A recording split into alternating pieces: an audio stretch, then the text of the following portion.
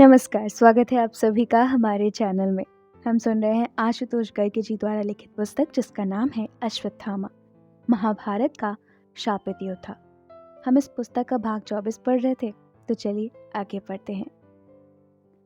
इस बीच अर्जुन और कर्ण का आमना सामना हो गया।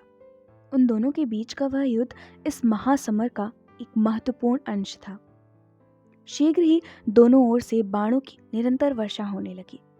अर्जुन और कर्ण दोनों का रूप विभत्स होता जा रहा था। वे दोनों जब अपने अपने जीवन का निर्णायक युद्ध लड़ रहे थे, उसी बीच समय का पहिया अपनी धुरी पर घूमता हुआ ऐसे बिंदु पर आ पहुंचा जहां से आगे का मार्ग कर्ण के लिए कठिनाइयों से भरा था। इसे ठीक से समझने के लिए कर्ण के जीवन की दो अन्य घटनाओं का यहाँ उल्लेख करना अनिवार्य है। एक बार कर्ण विद्याध्ययन के लिए गुरु की तलाश करता हुआ परशुराम के पास पहुंच गया। उसे किसी ने बताया था कि परशुराम को क्षत्रियों से चिढ़ थी और वे केवल ब्राह्मणों को शिक्षा देते थे। ऐसे में कर्ण ने उनसे झूठ बोला कि वह ब्राह्मण है और छलपूर्वक शिक्षा ग्रहण कर ली। एक दिन दोपहर के भोजन के बाद कर्ण और परशुराम टहलते हुए आश्रम से दूर निकल आए। परशुराम को थकान से नींद आने लगी थी, तो वे कर्ण की गोद में सिर रखकर सो गए। उसी समय एक कीड़ा कर्ण की जांघ पर चढ़ गया और उसे काट लिया। कीड़े के दंश से कर्ण को भयंकर दर्द हुआ और उसकी जांघ से खून बहने लगा। कर्ण को अपने गुरु की निद्रा भंग हो जाने का डर था, इसलिए उसने अपना पांव नहीं हिलाया। घाव से खून बहने लगा, किंतु कर्ण उस पीड़ा को सहन करके शांति से बैठा रहा और अपने गुरु के उठने की प्रतीक्षा करता रहा। कुछ ही देर में कर्ण की जंघा से बहता हुआ रक्त परशुराम के चेहरे पर टपक गया, तो उनकी नींद खुल गई और वह उठ बैठे। परशुराम ने देखा कि कर्ण की जंघा से काफी खून बह चुका था। उन्होंने कर्ण से पूछा, तो उसने परशुराम को बताया कि उनकी निद्रा भंग होने के डर से वह उस भयंकर पीड़ा को सहन करता रहा। परशुराम को यह समझते देर न लगी कि इतनी पीड़ा सहन करना किसी ब्राह्मण के लिए संभव नहीं है। पृथ्वी पर 17 बार क्षत्रियों का संहार करने के बाद परशुराम के लिए क्षत्रिय रक्त की गंध पहचानना कठिन नहीं था। उन्हें जबरदस्त क्रोध आ गया और वे बोले, मूर्ख, तूने अपने गुरु को धोखा दिया है। तो क्षत्रिय होकर स्वयं को ब्राह्मण बताता है। यह सुनकर कर्ण ने उन्हें अपना असली परिचय दिया और कहा कि वह ना तो क्षत्रिय है और ना ही ब्राह्मण, अपितु वह सूत पुत्र है। कर्ण ने परशुराम से क्षमा याचना की, परंतु तब तक बहुत देर हो चुकी थी। परशुराम का क्रोध अपनी पराकाष्ठा पार कर चुका था। उन्होंने कर्ण की किसी बात पर विश्वास नहीं किया और उसे शाप दे दिया। तूने जो शिक्षा मुझसे छल द्वारा प्राप्त की है, वह भी तेरे साथ छल करेगी, और जिस क्षण तुझे इस विद्या की सबसे अधिक आवश्यकता होगी, उस पल यह तेरे मस्तिष्क से विस्मृत हो जाएगी। यद्यपि मुझे लगता है कि कर्ण को क्षमा किया जा सकता था, क्योंकि उसने परशुराम से झूठ अवश्य बोला था, किंतु उसे अपनी क्षत्रिय होने की जानकारी नहीं थी। परंतु क्षमा अत्यंत दुर्लभ गुण है, जिसका दान देने से पूर्व मनुष्य को अपने अहम से मुक्त होना पड़ता है। परशुराम क्रोधी होने के साथ साथ अहंकारी भी थे। उन्होंने कर्ण को क्षमा नहीं किया और कर्ण अपनी अकुलीनता के बोझ एवं परशुराम के शाप से ग्रस्त निराश होकर आगे चल दिए। इस घटना के बाद कर्ण को लगा कि वह अपने लक्ष्य के निकट पहुंचकर उससे बहुत दूर हो गया था। उसने हताश होकर फिर से अपनी यात्रा आरंभ कर दी। कुछ समय बाद वह घूमता हुआ एक गांव के निकट पहुंच गया। उस समय तक अंधेरा हो गया था, तो कर्ण ने रात्रि उसी गांव में बिताने का निश्चय किया। रात में वह एक वृक्ष के नीचे लेटा हुआ था। सहसा उसने झाड़ियों के समीप सरसराहट सुनी। वहां किसी जंगली पशु को खड़ा समझकर कर्ण ने उस पर शब्द भेदी बाण चला दिया। उसका निशाना अचूक था।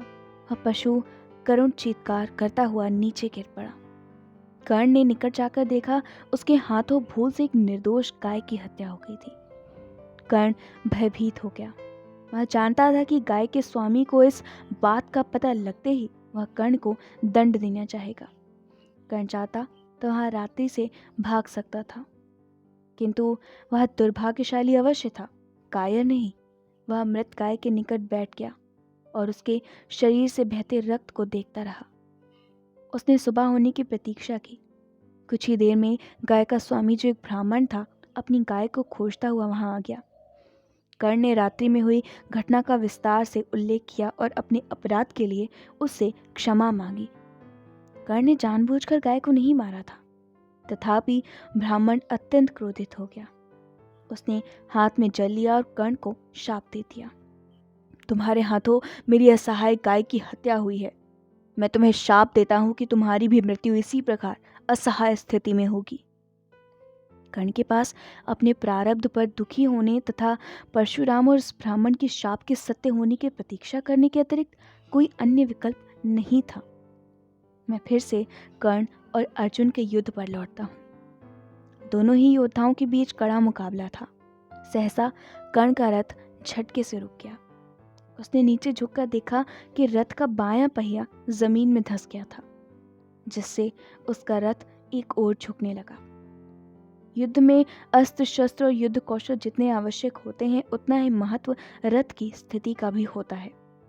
कर्ण का रथ बाईं ओर झुकता जा रहा था। उसके घोड़े लड़खड़ाने लगे। रथ के पहिए को बाहर निकाले बिना कर्ण के लिए आगे बढ़ना संभव नहीं था। वह नीचे कूदा और पूरी शक्ति से रथ के पहिए को खींचने का प्रयास करने लगा। बहुत कोशिश करने के बाद भी पहिया नहीं हिला। कर्ण की स्थिति असहाय हो रही थी। कर्ण द्वारा जिस ब्राह्मण की गाय की हत्या हो गई थी, उसका शाप अपना प्रभाव दिखाने लगा था। कर्ण के माथे से पसीना टपक रहा था। उसने समस्त ऊर्जा रथ का पहिया निकालने में लगा दी, किंतु पहिया ऐसा धंसा कि फिर निकला ही नहीं। इधर अर्जुन ने अवसर देखकर कर्ण पर बाणों की वर्षा कर दी। उसके बाणों के प्रहार से कर्ण का कवच कट गया और उसके शरीर से रक्त बहने लगा। उसने सिर उठाकर अर्जुन को देखा और बोला, कुंती नंदन, मैं जानता हूं तुम बहुत बड़े धनुर्धर हो, किंतु तुम जो कर रहे हो वह श्रेष्ठ कुल के लोगों को करना शोभा नहीं देता। क्या तुम्हारे गुरु ने तुम्हें यह नहीं सिखाया कि ऐसे योद्धा पर जिसके पास बाण ना हो अथवा जिसका कवच कट गया हो, वार नहीं करना चाहिए? यदि तुम सच्चे योद्धा हो तो तनिक रुको और मुझे अपने रथ का पहिया बाहर निकालने दो। तुम रथ पर सवार हो और मैं नीचे धरती पर हूँ। इस नाते भी तुम्हें मुझ पर प्रहार नहीं करना चाहिए। ऐसा करना युद्ध धर्म के विरुद्ध है। कर्ण की बात सुनकर अर्जुन ने अट्टहास किया और बोला, सूतपुत्र कर्ण, तुम्हारे जैसे अधर्मी के मुंह से युद्ध धर्म की बातें शोभा नहीं देती। तुमने दुर्योधन के साथ मिलकर लाक्षागृह में हमें मरवाने का षड्यंत्र रचा। उस समय तुम्हारा धर्म कहाँ था? कौरव सभा में सबके सामने तुमने रजस्वला द्रौपदी का अपमान किया, तब तुम्हें धर्म याद नहीं आया? कपटी शकुनी के साथ तुम लोगों ने दूध खेलने के बहाने हमारे साथ छल किया और हमारा राज्य छीन लिया। उस समय तुम्हारे धर्म का कहाँ लोप हो गया था? जब तुम 6 लोगों ने मिलकर मेरे निहत्थे पुत्र अभिमन्यु की निर्ममता से हत्या की थी, क्या तुम्हारा वह दुष्कृत धर्म के अनुसार था? 13 वर्ष बीत जाने के बाद भी तुमने और तुम्हारे कुटिल मित्र दुर्योधन ने पांडवों का राज्य नहीं लौटाया। उस समय तुम्हें धर्म की याद नहीं आई। तुमने सदा से अधर्म का साथ दिया है और जब मृत्यु तुम्हारे सिर पर खड़ी है तो तुम धर्म की दुहाई दे रहे हो। कर्ण से अर्जुन का कटाक्ष सहन नहीं हुआ। उसने परशुराम से प्राप्त दिव्यास्त्रों का आवाहन करने हेतु अपना हाथ ऊपर उठाया और उन अस्त्रों से संबंधित मंत्रोच्चारण आरंभ किया, किंतु उसे यह जानकर बहुत आश्चर्य हुआ कि भरपूर प्रयासों के बाद भी उसे कोई मंत्र याद ही नहीं आ रहा था। अभी ब्राह्मण के शाप का प्रभाव पूरा भी नहीं हुआ था कि परशुराम का शाप भी उसके साथ जुड़ गया। कर्ण को लगा कि वह परशुराम से प्राप्त समस्त विद्या भूलता जा रहा है। कर्ण ने यह कल्पना भी नहीं की थी कि दोनों शाप उसके जीवन के सबसे महत्वपूर्ण युद्ध में एक साथ इस तरह प्रभावी हो जाएंगे। वह समझ गया कि उसका अंत समय आ पहुंचा था। कर्ण ने अपने रथ के पहिए को निकालने के लिए अंतिम धक्का लगाया और विफल होकर वहीं जमीन पर बैठ गया। उसकी दृष्टि अर्जुन पर पड़ी, जो अपने प्रचंड गांडीव पर बाण साधे तैयार था। इससे पहले कि कर्ण संभल पाता, अर्जुन ने तीर चला दिया। अर्जुन की यह विशेषता थी कि उसके द्वारा चलाए बाण का वेग इतना प्रचंड होता था कि वह किसी को दिखता भी नहीं था। अर्जुन ने जो बाण कर्ण पर छोड़ा था उसे भी किसी ने नहीं देखा, किंतु अगले ही क्षण कर्ण की दर्दनाक चीख सुनाई पड़ी। वह बाण कर्ण की छाती भेद कर उसकी पीठ से पार हो गया था। कर्ण का मुंह खुला था। उसने अश्रुपूरित आंखों से अपने पिता सूर्यदेव के अंतिम दर्शन किए और उन्हें देखते देखते अपने प्राण त्याग दिए। अचानक आकाश में काले बादल छा गए। ऐसा लगा मानो सूर्यदेव भी कुछ क्षण के लिए अपने पुत्र की मृत्यु से शोकाकुल हो गए थे। कर्ण की मृत्यु से कौरव सेना, विशेषकर दुर्योधन के हौसले पूरी तरह पस्त हो गए थे। दुर्योधन ने अपने जिस सबसे विश्वसनीय एवं कुशल योद्धा मित्र के भरोसे पर यह युद्ध लड़ने का खतरा उठाया था, वही उसे अकेला छोड़कर चला गया। दुर्योधन ने आकाश की ओर देखा। उसे अपने ऊपर बादल मंडराते हुए दिखाई दिए। कहीं ये पराजय के बादल तो नहीं थे। वह घबरा गया। वह शवों से पटी रणभूमि को ताकने लगा। 15 दिन पहले तक 11 अक्षौहिणी सेना का नायक दुर्योधन समर भूमि में अकेला खड़ा था।